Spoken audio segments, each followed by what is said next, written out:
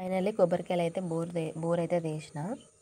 ఇవాళ గుడికి ఎందుకు పోతున్నా అంటే రేపు అమావాస్య కదా, అంటే పెద్దలకు బియ్యం ఇస్తారు కదా, దాని గురించి అడగడానికి అయితే పోతానా.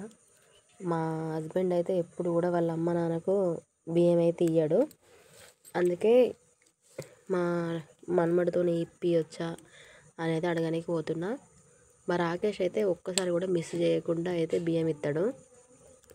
అతనైతే కొంచెం ప్రశాంతంగా ఉంటాడు. మంచిగా జాబ్ వచ్చింది, సాఫ్ట్వేర్ జాబు. ఉన్నంతలో ఆయన హ్యాపీగా ఉంటాడు. మావాడైతే ఎట్లుంటాడంటే, మా మావాడు ఆ ఫోటోల కాడ అన్నమును మందు పెడతారు కదా, అది తినే టైంకు తాగే టైంకి వస్తాడు. ఆ ఇస్తార్లో పెట్టిన అన్నమును ఆ గ్లాసులో పోసిన మందు తాగుతాడు. అయితే నేనేమనుకుంటున్నా అంటే, ఇంట్లో ఊకే మనశ్శాంతిగా లేకపోవడము, ఇదంతా ఆగమాగం చిల్లర రోడ్డు పాలవడం, ఇదంతా కొంచెం నేను నమ్ముతాను అనమాట. అంటే ఏంటిది అంటే, నెగిటివ్ వైబ్ ఎందుకు ఉంటుందంటే, పెద్దలకు ఆత్మశాంతి లేకపోతేనే కదా.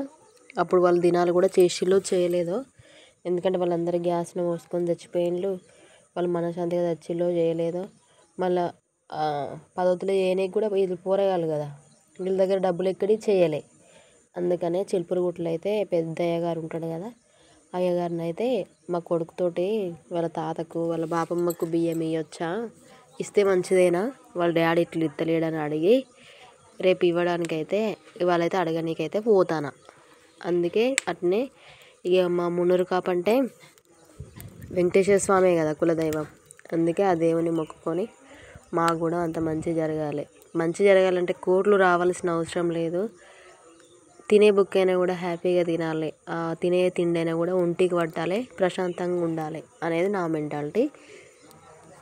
దాని గురించి అయితే ఇవాళైతే దేవుడి దగ్గరికి అయితే పోతానా. ఒకవేళ అయ్యగారు ఇవ్వచ్చు, ఏం కాదు, పెద్దలు కూడా దేవుళ్ళతో సమానం, చనిపోయిన వాళ్ళు అని అంటే రేపైతే మా కొడుకుతోటైతే వాళ్ళ తాతకి బాబమ్మకి అయితే బియ్యం అయితే ఇప్పిస్తా, అది కూడా చూపిస్తాలేండి.